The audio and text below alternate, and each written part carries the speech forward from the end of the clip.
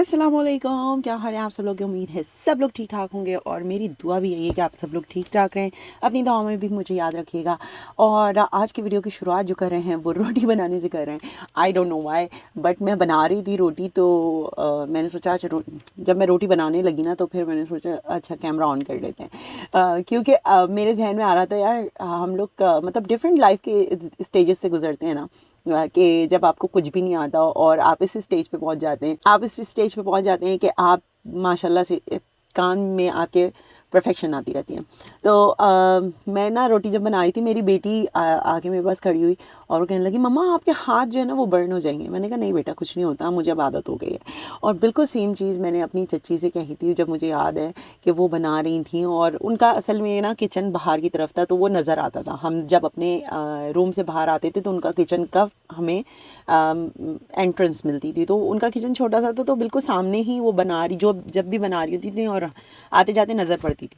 तो बहरहाल हम लोग जॉइंट फैमिली सिस्टम में रहते थे अपने दरियाल में, तो मैं उस वक्त की बात बता रही हूँ, बहुत छोटी हुआ करती थी। तो वो बना रही थी और मैंने उनसे ही कहा था आप हाथ से बना रही हैं।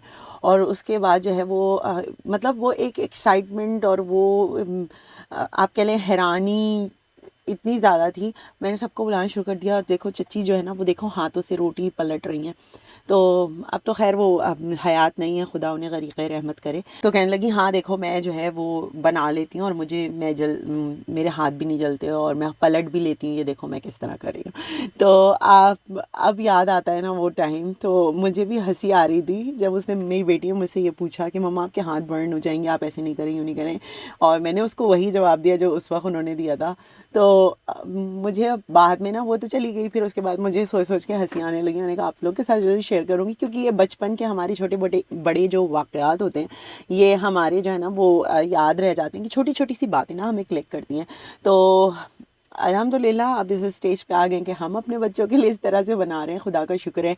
और जैसे मैंने आपको बताया था कि मैं डिफरेंट डिफरेंट स्नैक्स जो है ना वो बच्चों के लिए बना के रख देती हूँ ताकि वो अब थोड़े से इंडिपेंडेंट हो जाए, उन्हें पता है कि चीज़ कहाँ रखी हुई है, ख़ुद से निकाल के खा सकें और चीज़ें ऑर्गेनाइज़ कर सकें। तो इस तरफ बच्चों को ना थोड़ी सी ट्रेनिंग देने की कोशिश कर रही हूँ कि जो अपनी प्लेट खाएं वो वॉश करें, अपना रूम क्लीन करें, अपने कपड़े लॉन्ड्री के कौन से, हैंग करने के कौन से, आयरन करने के कौन से, उन्हें पता होना चाहिए। बाहर जाने के शूज़ कौन से, घर के शूज़ कौन से हैं। तो बहरहाल मैं क्रीम मेरे पास रखी हुई थी और फ्रूट्स जो है ना वो मैंने कहा इससे पहले कि ख़राब होना शुरू हो जाए मैं इसका क्रीम फ्रूट चाट जो भी आप इसको कह लें, मैं तो इसको क्रीम फ्रूट ट्राइफल कहती हूँ। तो आप जो भी इसको नाम देना चाहे, बच्चों को तो मैं यही बताती हूँ। बच्चों को तो यही है कि मम्मा ने क्रीम वाला मीठा बनाया है। अच्छा उसके साथ साथ मैं क्रीम वाले मीठे के साथ खजूरों में क्रीम फिल कर रही थी। या बच्चे इस तरह खा लेते हैं थोड़ा बहुत, तो थोड़ा सी अट्रैक्शन होती है ना, उनकी पसंद की चीज़ आप की पसंद की चीज़ के साथ मिल जाए तो वो खाने की कोशिश भी करते हैं और शौकीन भी हो जाते हैं। तो इस तरह की मैं चीज़ें बना कर फ्रिज में रख देती हूँ और या फिर वैसे ही स्नैक्स के तौर पे बना लेती हूँ तो वो बच्चे खा लेते हैं। इसके साथ साथ मैंने ब्रेड जो मेरे पास बची हुई थी क्योंकि इतने अरसे से यूज़ नहीं हो पा रही थी तो वो मैंने फ्रिज में रखी थी। अब जाहिर सी बात है थोड़ी पुरानी हो गई थी तो मैं वैसे सैंडविचेस वगैरह में तो नहीं दे सकती थी, तो मैंने उसका यही सोचा था कुछ के मैं ब्रेड क्रम्स बना लूँगी और कुछ को जो है ना मैं इस तरह सोक करके जो चीज़ बॉल और इस टाइप की ब्रेड बॉल्स वगैरह होती हैं ना वो बना लूँगी। अच्छा इसकी वीडियो मैं बिल्कुल सेपरेट डालूँगी, है बहुत क्विक सी, आपको अच्छी भी लगेगी और बच्चे बहुत मज़े से खाएंगे। आपको अपनी मर्ज़ी के इसमें इंग्रेडिएंट शामिल करके आप किस तरह बना सकते हैं इंशाल्लाह मैं बहुत जल्दी वो अपलोड कर दूँगी, विद इन नेक्स्ट 2 वीक्स में कर दूँगी अपलोड, ठीक है। अच्छा इसके साथ साथ डीप क्लीनिंग बहुत ज़्यादा ज़रूरी थी क्योंकि हर 3 महीने के बाद मैं इस तरह से ना पोछा आप कह लें या इस तरह से कह लें स्टीम के साथ और मैं क्लीन कर देती हूँ। तो मैं आपको यही दिखा रही हूँ यहाँ पर कि ये किस तरह से मतलब ये क्या कौन सी मशीन मैं यूज़ कर रही हूँ और इसका बहुत ज़्यादा शोर होता है। कोशिश ये तब करें जब आपके बच्चे सुकून से ना बिल्कुल बिल्कुल थक गए हों या फिर वो घर पे नहीं हों, तो आप उस टाइम पे ये काम करें क्योंकि ये थोड़ा सा ड्राई जो है ना इसको करने में टाइम लगता है कारपेट को। तो सबसे पहले मैं करती हूँ कि 2 दफ़ा मैं इसको क्लीन वाटर जो होता है ना, बिल्कुल साफ़ पानी होता है, उससे मैं वॉश कर लेती हूँ। इसको बहुत स्लो चलाना होता है, बहुत ज़्यादा स्लो चलाना होता है। 2 घंटे आपके तो फॉर श्योर, जितना बड़ा मेरा लिविंग रूम का एरिया है उसमें मुझे 2 घंटे तो लगते हैं। लेकिन ये है कि मेरी क्लीनिंग अच्छी हो जाती है, तो फिर ये है कि 2-3 महीने के बाद फिर दोबारा कर लो तो रिलैक्स रहता है। मतलब आपको ये पता है कि सारी डस्ट निकल आई है, सब कुछ निकल आया है। छोटा हमारा क्योंकि स्पेस है, और माशाल्लाह जब लोग आते हैं तो ये जगह ऐसे लगती है कि यहाँ पे कुछ है नहीं।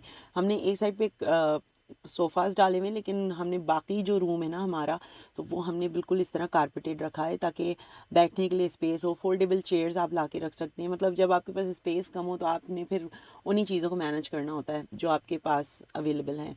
सो it's okay to have a small space, इसमें कोई प्रॉब्लम वाली बात नहीं है। आपने उसको मैनेज किस तरह से करना है, हाँ ये ज़रूर है। अब इसके अंदर इतनी डर्ट आ गई थी ना, इतनी डर्ट आ गई थी। अब कारपेट के नीचे से भी सफाई होती है, ऊपर से भी सफाई होती है, सब कुछ होता है। लेकिन ये है कि बच्चे भी आते हैं, भागते हैं, दौड़ते हैं, चीज़ें फेंकते हैं, तो फिर ये इशू तो हो जाते हैं।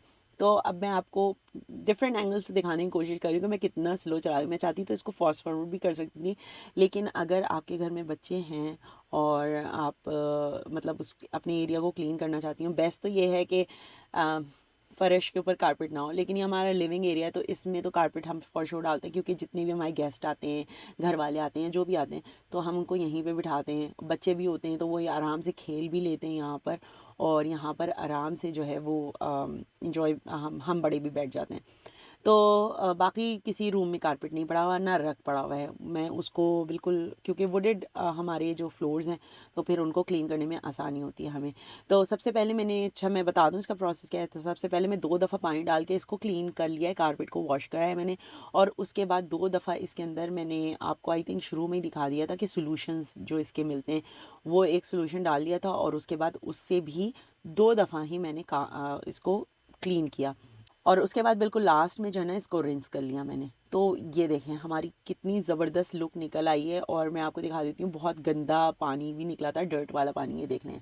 तो इतनी डर्ट होती है तो ये निकल आई थी। और लेकिन मेरा कम माशाल्लाह से लिविंग एरिया बिल्कुल क्लीन, नीट एंड क्लीन, साफ़ सुथरा, मज़ेदार सा हो गया। और ये आपको फ़ैन और हीटर वगैरह नज़र आ रहे होंगे, वो इस वजह से क्योंकि बच्चे जो है ना वो आने वाले थे, और मैंने कहा इससे पहले वो आएँ और दोबारा सारी चीज़ें ख़राब हों और डर्ट दोबारा आ जाए उनके पैरों से या किसी चीज़ से, तो मैं उसको ड्राई कर लूँ। और ये जो आपको नज़र आ रहे हैं छोटे छोटे, ये बाल निकले हैं कारपेट के अंदर से। तो वो कारपेट क्लीनर जो है वो अपने अंदर नहीं लेता, हाँ वो जो है फॉर श्योर निकाल ज़रूर देता है, तो इतनी अच्छी डीप क्लीनिंग हो जाती है। तो फॉर श्योर अगर आपके घर में कारपेट है तो आप ये ज़रूर करिएगा। अच्छा, यहाँ पे आपको डिफरेंट स्टेन्स नज़र आ रहे होंगे, इसमें डिफरेंट स्टेन्स नज़र आ होंगे, तो वो उसके लिए मैंने किया ये है कि उसके लिए मैंने मैंने सॉल्यूशंस वगैरह ऑर्डर किए हैं, क्योंकि यहाँ पे वो लग गया था, क्या कहते हैं, स्लाइम वगैरह बच्चों का, वो खेल रहे थे तो वो लग गया था, तो वो है, तो वो भी निकालना है। और उसके लिए मैंने सोचा ये है कि घर में डीआईवाई अपना क्लीनर बनाऊंगी। तो जब डीआईवाई क्लीनर बनाऊंगी ना, तो उसके साथ भी मैं आपको साथ शेयर करूंगी कि कितना वर्क करता है, कितना वर्क नहीं करता, क्योंकि स्टेन्स काफ़ी पड़ गए मेरे कारपेट पे। कारपेट तो फॉर श्योर मैंने चेंज करना है, लेकिन फॉर नाउ जो है, अभी जो है उसके साथ गुजारा करना है। इसके बाद जनाब हम आ जाते हैं, आज पता नहीं मैं बहुत डल डल सी फील कर रही हूँ क्यों, और इतना कुछ एक्साइटिंग आई थिंक वीडियो में हो भी नहीं रहा। बस ये था कि वीडियो अब मैं हर हाल में डालनी है, तो आई एम रियली सॉरी अगर आप लोग डल सा फील कर रहे हैं और एंटरटेन नहीं फील कर रहे हैं। तो अब हम आते हैं इस तरफ, यहाँ क्या हो रहा है, यहाँ पर जो है बच्चों का 3 मार्कर चैलेंज हो रहा है। ये 3 हमारे घर के छोटे हैं, और वो आंखें बंद करके जो है ना वो मार्कर्स पिक कर रहे थे, और जो भी मार्कर आएगा उससे वो लोग ड्राइंग बनाएंगे। तो ये वो लोग बैठे हुए खेल रहे थे। अच्छा होता है डिवाइसेस जब नहीं चलाते, बच्चे कम चलाते हैं, तो बहुत अच्छा लगता है कि उनकी कोई और एक्टिविटीज़ भी है। अच्छा, यहाँ पे रूल्स डिसाइड हो रहे थे और बातें हो रही थी कि किस तरह करना है। जज कौन था? जज जो है वो मैं थी, अनफॉर्चुनेटली। और मैं वर्स्ट जज हूँ बच्चों के मामले में। उसका रीज़न ये है कि मैं किस बच्चे का दिल तोड़ूँ। आई थिंक कोई भी पेरेंट या जो बड़ा होता है ना अपने घर में, वो दिल नहीं तोड़ना चाहता। अब ये सब मुझसे पूछ रहे थे, एक्सप्लेन कर रहे थे कि हमने 3 मार्कर्स जो यूज़ किए हैं वो उसमें क्या क्या है, और क्या ड्राइंग है और किस तरह से है। अब सब ने अपनी जगह अपनी एफर्ट 100% की होगी। तो मैंने कह दिया कि भाई ये आई एम नॉट द जज, आप जाकर ना वहाँ पे सारे बड़े बैठे हैं उन सब से पूछो जाकर। कहने लगी नहीं नहीं आप ही बताएंगी, आप ही बताएंगी, बताएं कौन सबसे बेस्ट है और किसने सबसे अच्छा मार्कर यूज़ किया है। सो वो लोग अपनी ड्राइंग्स एक्सप्लेन कर रहे थे और मैं कह रही थी, ये मैं उनसे ये कही थी कि every one has different point of view, सबने अपने अलग पॉइंट ऑफ व्यू से बनाया, but they were like fighting for me कि मैं विनर अनाउंस करूं। और मुझे नहीं पता था मैं विनर किसे अनाउंस करूं, क्योंकि तीनों इतने बड़े नहीं हैं और तीनों इतने छोटे भी नहीं हैं। दे नो कि विनिंग और लूजिंग क्या होती है, लेकिन इसके बावजूद जो है मैं नहीं चाहती थी कि मेरी तरफ से किसी का दिल टूटे। तो मैं उनसे यही बोल रही थी ओके अच्छा, लास्ट में बिल्कुल यही हुआ कि they were like you have to announce the winner. Okay, तो उन्होंने कहा हम आपको जाने नहीं देंगे जब तक आप विनर नहीं अनाउंस करेंगे। और मैंने पता नहीं चूल्हे पे कुछ रखा हुआ था, मैंने कहा मुझे जाने दो, किसी और से पूछ लो भाई। और मैं सबको बता रही थी कि आपने ये है और इसको इस तरह इम्प्रूव कर सकते हैं, लेकिन मैं ये नहीं बता रही थी कि विनर कौन है। और तीनों जब मेरी जान को आ गए तो मैंने उनको बताया अच्छा ये इस बेस पे जो है ना कलर इन्होंने कलर्स का ज़्यादा इस्तेमाल किया, यूँ किया है। तो मैंने बहरहाल अनाउंस कर दिया, अब क्या कर सकते हैं। मुझे याद भी नहीं मैंने किसको क्या कहा था, लेकिन मुझे मेरे पास एक क्लिप पड़ा रह गया था। तो फिर मैंने यही बच्चों से, बच्चे वहाँ यहाँ पे बच्चे बहस कर रहे हैं कि क्या हो रहा था, और मैं उनको एक्सप्लेन कर रही हूँ कि कौन सा किसने कलर्स ज़्यादा यूज़ किए हैं, किसने कम कलर्स यूज़ किए हैं। तो आई थिंक इस वाली पेंटिंग में ना सबसे कम कलर्स यूज, मतलब 3 कलर्स थे ना, तीसरा कलर मुझे नज़र नहीं आ रहा था। आई थिंक वो येलो ही था जो नज़र भी आ रहा है शायद नीचे की तरफ, लेकिन वो खुद भी नहीं, कहने लगी आई डोंट रिमेम्बर कि मैंने क्या यूज़ किया था। और उसके बाद वो अपना विजन भी भूल गई कि उन्होंने क्यों पेंटिंग बनाई थी। तो एनीवेज बहुत एक्साइटिंग और अच्छा रहा। इंशाल्लाह आने वाली वीडियोस आपको और अच्छी मिलेंगी, क्योंकि मैं थोड़ा सा यूज़ टू और दोबारा से हो जाऊंगी। तो फिर अच्छा और अच्छा कंटेंट भी लेके आने की कोशिश करूंगी। आज की वीडियो जो है वो यहीं ख़त्म करने की कोशिश करती हूँ मैं। और लास्ट में आप देख लें भाई, हमने पिज़्ज़ा पार्टी की थी, ये बात की, ये उस दिन की नहीं है, क्योंकि उस दिन तो कुछ बनाया ही था हम लोगों ने। और उसकी ये बात की है, हम लोग दोबारा जब जमा हुए थे तो फिर आई थिंक नेक्स्ट डे या उसके नेक्स्ट डे तो हम लोगों ने ना पिज़्ज़ा वगैरह और ये सारी चीज़ें ऑर्डर की थी। और फिर हमने ना अस्मा को अस्मा को भेजने के लिए हमने ये ऑर्डर की थी। तो वो तो चली गई है, अब बहरहाल उसकी याद तो बहुत आती है कि वो नहीं होती हमारी महफ़िलों में, लेकिन हमने फिर उसको ये वीडियोस और पिक्चर्स बनाकर भेजी थी कि भाई हम लोग ये खा रहे हैं, आ जाओ। एंड होपफुली कि जल्दी जो है ना वो हमारी मुलाकात होगी, फिर अस्मा के साथ थोड़ी सी बहुत व्लॉग वीडियो वगैरह बनाने की कोशिश करेंगे। तो बहरहाल मैं आज की वीडियो यहीं ख़त्म कर रही हूँ। अपना ख्याल रखिएगा और दुआ करिएगा कि सब ठीक ठाक रहे। इंशाल्लाह मैं वीडियोस लाती रहूँ, और बहुत सारी अपडेट्स हैं जो मैंने देनी है आप लोगों को, आई नो। और स्क्रिप्ट मेरा रेडी है कुछ चीज़ों के ऊपर जिनके ऊपर मैंने आपको देनी है। सबसे पहला है वर्क परमिट। लोग मुझसे पूछ रहे हैं, हर 2 हफ्ते बाद जो है वो एक नई चेंजिंग्स आ रही है। सो मैं बहुत माजरत चाहती हूँ जिसकी वजह से ना ये वीडियो डिले हो रही है। मैं जब रेडी करती हूँ फिर नए रूल्स आ जाते हैं, फिर रेडी करती हूँ फिर कोई नई चीज़ सामने आ जाती है। आजकल जो है वो कनाडा में बहुत मारा मारी चल रही है।